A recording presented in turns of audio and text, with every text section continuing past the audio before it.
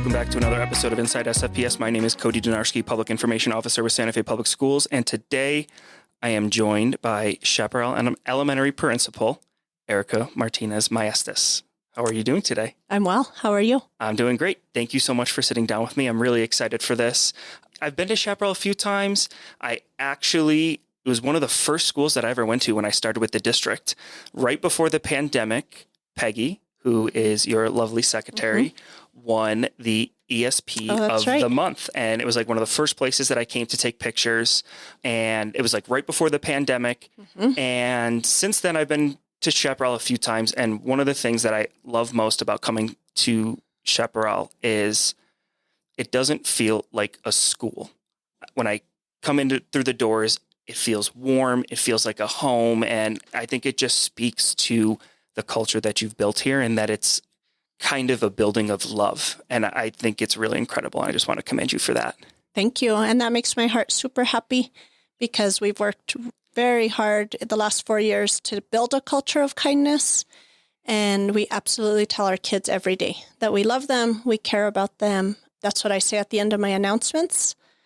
I think you say it on your Facebook post too. Always, always. I want our kids to know that they're so very loved. We give high fives, we give hugs, we give knuckles. We do all those things. That must have been hard through the pandemic, not giving kiddos hugs. You know, I think that's the thing that people miss the most and that I miss the most is we could see our kids through a screen. I could talk to them on text, on calling them. So I had that connection, but you didn't get the high fives. You didn't get the hugs. And our identity as professionals and as educators is our kids. And we didn't have that with us.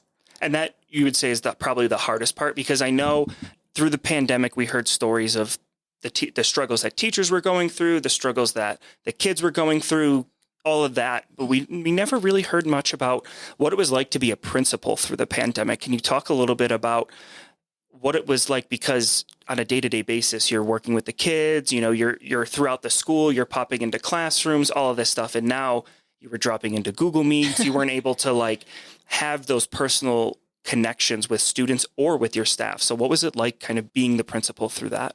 So for me, my first year being a principal was the year we went home at spring break.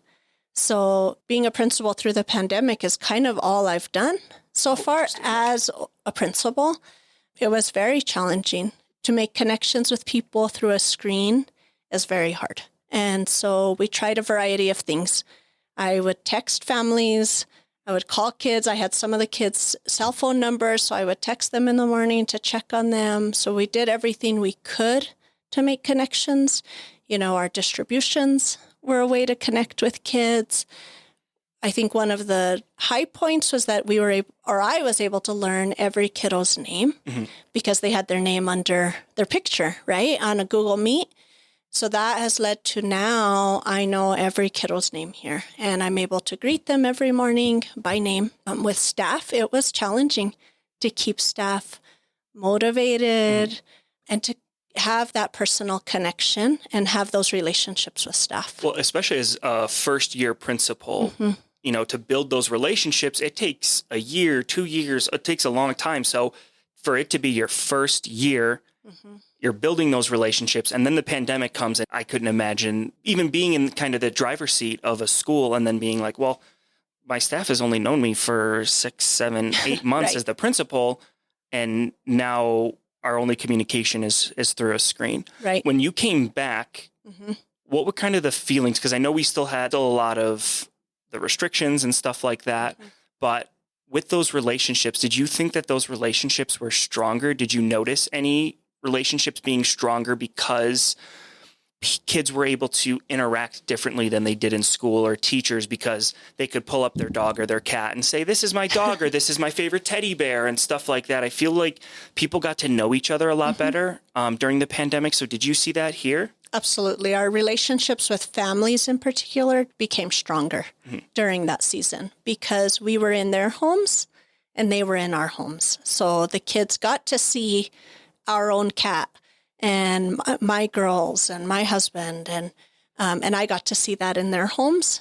So, and I think because we were all going through this really trying season, we absolutely got to know each other better. And it gave families the opportunity to call me, to email, to reach out, let me know about their work schedules, things like that. So in coming back, we knew everybody so much better. And I think our families trusted us even more because of that season. And with staff, just as an aside, we did everything we could to do distributions. I would mail my staff letters, cards, to have that connection.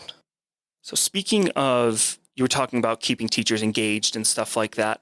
What did you do to kind of help keep students engaged? Because I know if I was second, third, fourth grader and I was kind of set in the situation that they were, where I'm home, there's not this much accountability, where if I leave a classroom, someone knows that I'm gone, I'm walking through the halls, people are seeing me, whatever. If I step away from my computer, people wouldn't know because the cameras are off. So how did you keep students engaged throughout the pandemic?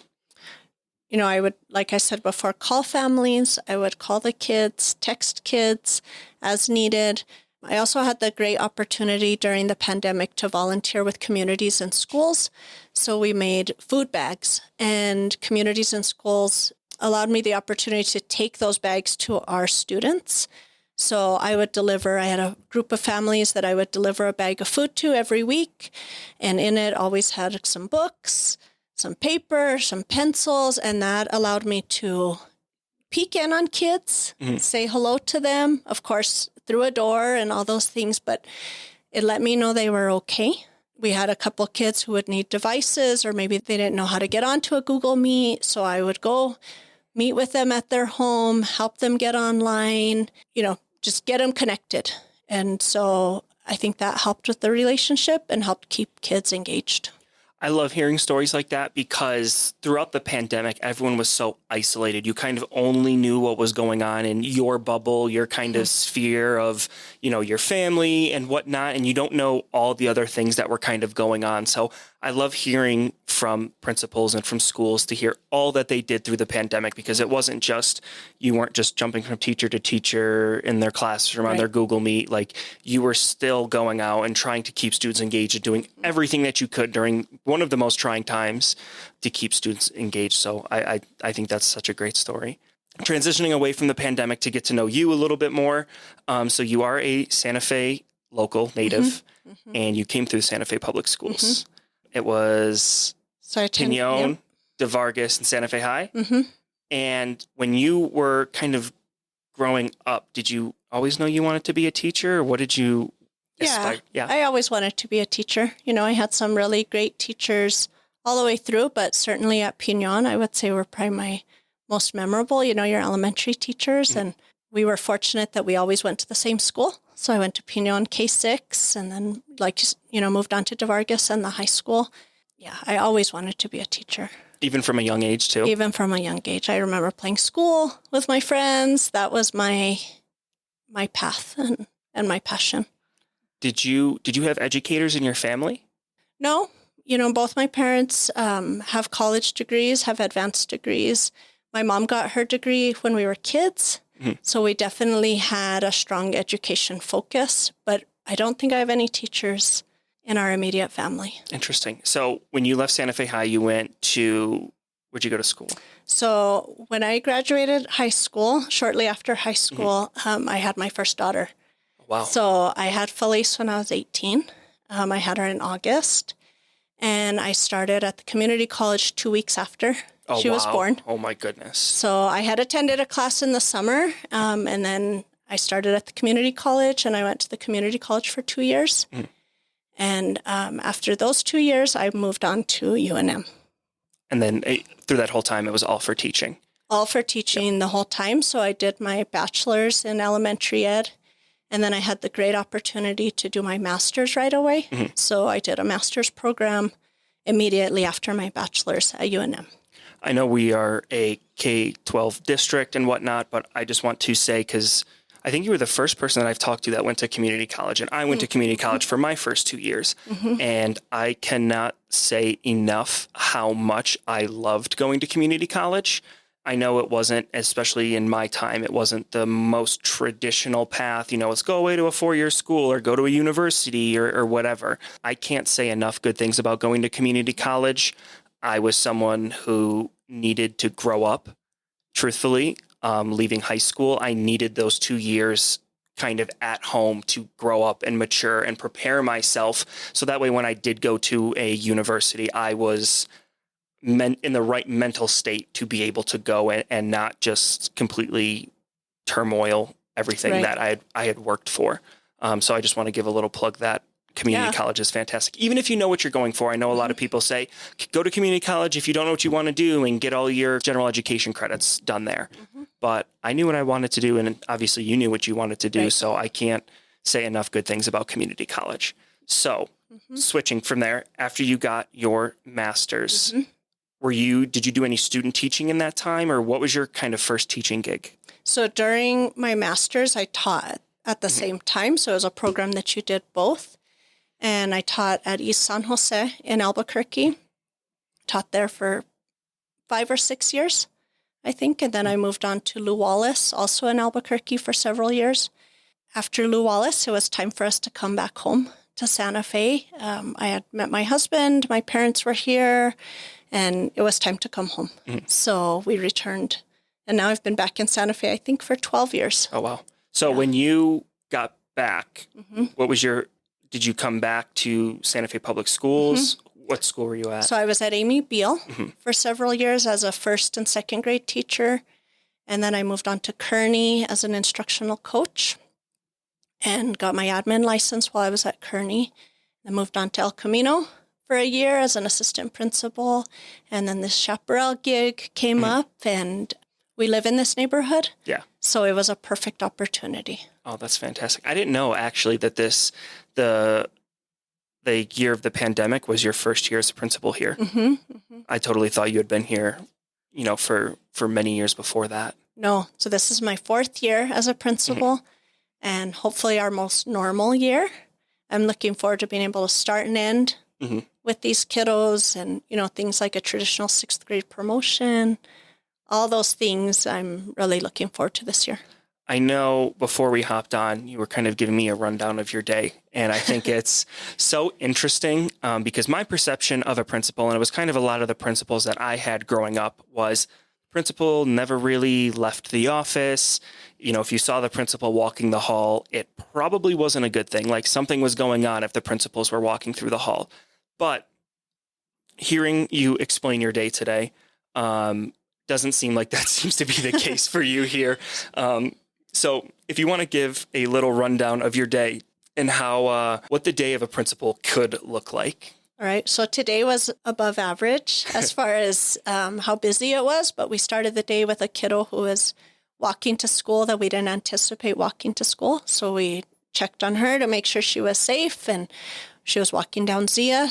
And we know our kids, so we wanted to make sure she was safe. We got her here. Shortly after, we went ahead and did a lockdown drill, which went great. It was smooth. All our staff did everything they were supposed to do. At lunchtime, I was walking up to actually check on cafeteria and recess. A kiddo had hit her head, so we cleaned her up. And then shortly after, we had a couple of kids with wasp stings for Toss No Mas Day. So while they were trying to do a very good deed, they had some stings. So we took care of that. It was a little busy, a little crazy, but those things are kind of beyond the normal, I would say. Yeah. But absolutely, I try to be in classrooms. I try to be out at duty. Things like paperwork I do at night or in the morning before school starts. You mentioned just, when the principal's walking up the hallway, I really try to have a positive relationship with our students. So this week we started making star calls. And so when kids are making good choices, they come down to the office and they get to call a parent or grandparent and let them know about the choices they're making. So the kids do the talking. I don't do the talking. So it's very sweet to hear kids say, like, Dad, I've been friendly to kids and I've been finishing my work. And so that's something we started or got started again. Oh my God, post-pandemic. That's so sweet. It's very sweet. I think, and I have a 2-year-old, so she hasn't gotten the words and like the understanding right. But when she does little things, even now, when like you hand her something and she says, "Thank you," I'm like, "You're the cutest thing on the planet." Yeah. So to have like a kid and like that positive reinforcement of like making good choices, and you're highlighting and allowing them to be proud of the good choices that they're making. So I think that's super sweet. And selfishly, it's so much fun for me because I would much rather talk to a kiddo who's making good choices, and then that sets the stage for if they do make a bad choice, we already have that relationship with them and their family. And their families know we don't only call for bad choices. And I think that, like, if I was a parent and I got a call from, my daughter's teacher, my daughter's school, I'd be like, "Oh no, what happened? Is she hurt?" Your head's already going. You're like, "What happened? Did she get into a fight? Blah, blah, blah, blah, blah." Obviously she's a 2-year-old, so she doesn't really get into fights, but all the things are kind of running through my head. And then to hear like, "Oh, hi, I just wanted to let you know that I helped clean up in the lunchroom today." And, whatever, like, I would be so proud as a parent to hear my kid call and like be proud of the good things that they're doing in school. So, that's so sweet. Parents love it. And I do always tell them everything's okay. Your kiddo's not sick. They're not hurt right away so that they know, that we're making a good call. So if that was an unusual day, what does a normal day look like? I don't even know if there is a normal day. I don't know if there's a normal day, but a typical day, I guess, I start with coming in, checking who's absent, any emails, things like that. I've typically checked my email before I get here, but I check it again. Then I do morning duty, greet all our kids as they're crossing the street in the morning and getting dropped off. I try to make it to classrooms each day. Check on classrooms, try to do walkthroughs, try to visit classrooms at least once a week. Attempt to make it up to the cafeteria every day for lunch duty. If we have a nurse, or if we don't have a nurse, sometimes we're doing Band-Aids, ice, things like that. After school, we do duty again. And in between, chatting with teachers, my door is almost always open. Few exceptions. So there's, teachers coming in, asking questions all day, checking in with kids, doing those star calls. You wear a lot of hats. Lots of hats, but it's fun. I have such an awesome staff and awesome families that we're really blessed and really fortunate. Were you always, just kind of based on what you had said your experience was, were you always an elementary teacher? So I've only taught first and second grade. Oh, wow. Yeah. So, and then when I was an interventionist, I worked with upper grades. But as a classroom teacher, only with the little guys. What, for you, was kind of the draw to the little kids? Because I know everyone has kind of their favorite grades. Chris and Sonia, I think, had said that their favorite grades were middle school. I think that's crazy. Yeah. But they love it. And they talk about how influential it is and like just understanding the kids and what they're going through and just being kind of a supportive person. What was it for you that was kind of the littles, the first and second graders that really that you were like, that those are the grades that I want to teach? For me, I felt like that's where I could make a difference with the little guys. That's their foundation. I think that's where we set them up for success. So it's a great opportunity, and that's where I did my student teaching. I did a 1-2 class in Albuquerque and just found that I really enjoyed working with those kids. And when I look back on my education, those were some of my favorite teachers is the lower grades. Mm-hmm. I love sharing books with kids. I love seeing them grow, and I think you see so much growth in first and second graders because they're babies when they come in and they develop so much. You could still be developmentally appropriate in the lower grades. Mm-hmm. You're still looking at those kinds of things, emotional growth and academic growth. So. Yeah, it's interesting. I never really understood the younger grades and stuff like that, how much actually happens, like how fast they grow. I know everyone says kids grow up so fast and whatever. And when you're not a parent, you are just like, yeah, sure. Everyone says that. How can it, whatever. And then you have a kid. And then every day my daughter comes home and she has a new word or she does something new. And you're just like, how did you learn how to do that? And I give credit to the teachers that are at the Early Childhood Center right now that are working with her and stuff like that. But, they do learn so much. Mm-hmm. And I'm sure for you, those kiddos that you had in first and second grade, when you see them at their 6th grade promotion ceremony, that must mean so much to you while you didn't have them for those other 4 years, seeing them and that the kind of kids and semi-young adults that they've become must be super powerful for you. Absolutely. And now those kids are adults. My first year, those kiddos are probably 25, 26. So sometimes I run into some of them in Albuquerque or run into their families, and it's fantastic to see them being productive citizens, doing well, whether they're working or going to school. It is a great reward. For any of the parents listening, especially the parents that come to your school, what is kind of one of the big goals or one of the things here that you want to accomplish, or something that you really just try to do every single day? Just like what we said at the beginning, I want our kids to know that they are so very loved here, that we care about them. We want them to do well. We're going to love them when they're making good choices, and we're going to love them when they're making bad choices. And same with the families. I want them to come to us when they're going through a trying season, when they need help. And we do have families come and let us know about things that are happening. And I want them to know they can come here, and they can be vulnerable. They can tell us what's happening, and we'll help them through whatever season they're going through. I think one of the things that I've always found interesting is that understanding of, we'll call it quote unquote, bad behavior, and how to, I feel like, and even when I was in school, which wasn't that long ago, it was very easy to be labeled as a bad kid because of some bad behavior. And I don't think we had nearly the resources that we do here in Santa Fe Public Schools to not really pigeonhole kids who have bad behavior and just call them, oh, these are bad kids. And then now they end up getting bad grades because they're viewed differently and stuff like that. Can you talk a little bit about, I don't want to call it the importance of understanding bad behavior, but kind of the human side of it, like knowing that just because a kid made a mistake doesn't make them a bad kid, and so on and so forth? Yeah, well, I look at everything as a choice, down to the tiny things. It's a choice to come to school. It's a choice to get ready in the morning. So I always, when I speak with kids, I tell them, they're making choices. So there's good choices and there's bad choices. And that doesn't make you a good or bad person, your choices.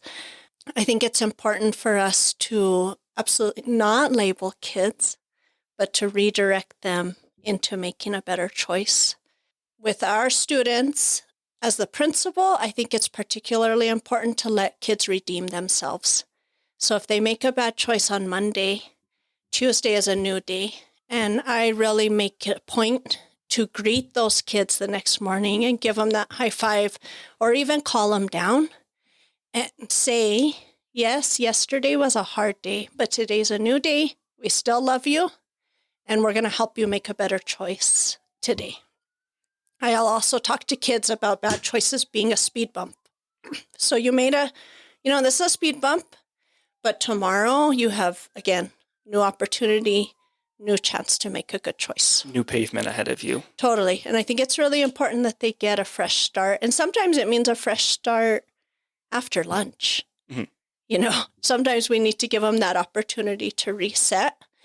And sometimes my office is that, and that's a normal day too. Sometimes kids need a little space to reset, and they'll come down, sit, read a book, do some drawing, some writing, and then they're ready to go back to class. And that's so important for students' social, emotional wellness and well-being, and, having that space to know, like, I'm having a bad day. Mm-hmm. It's okay to have a bad day. Absolutely. It's okay to not be 100% and know that, hey, I know I can go to, Miss Erica's office and know that I can sit in there for 5-10 minutes, regather myself, regather my thoughts, and then go back and be my best self in class once I give myself that time. Absolutely. And we intercept our kids walking in. I will tell kids, I can tell by the look on your face that you're having a hard morning, and we'll pull them in here to the office, give them some love, get them ready for the day. Because we all know as parents, some mornings are are hard, Mm-hmm. and sometimes kids don't get ready on time or forget their backpacks, things like that. So we try to fill that gap and get them ready to be their best self. I love it. I love it. So thank you so much for joining me. I appreciate it. We are going to end like we end every episode with a question. What is the best piece of advice or guidance that you have ever received from a teacher? So I think the best piece of advice I have had from a mentor was from one of my mentors, Chanel, and she helped me while I was getting my admin license. And she would always share that the principal is like the weatherman of the building. And so by our temperature, by our temperament, we set the stage for the building. And so I try to be mindful of that because, principals have hard days and have rotten days, but I have to come across with a positive attitude, a positive outlook, because that's what sets the stage for the rest of the school. That has been a huge piece for me.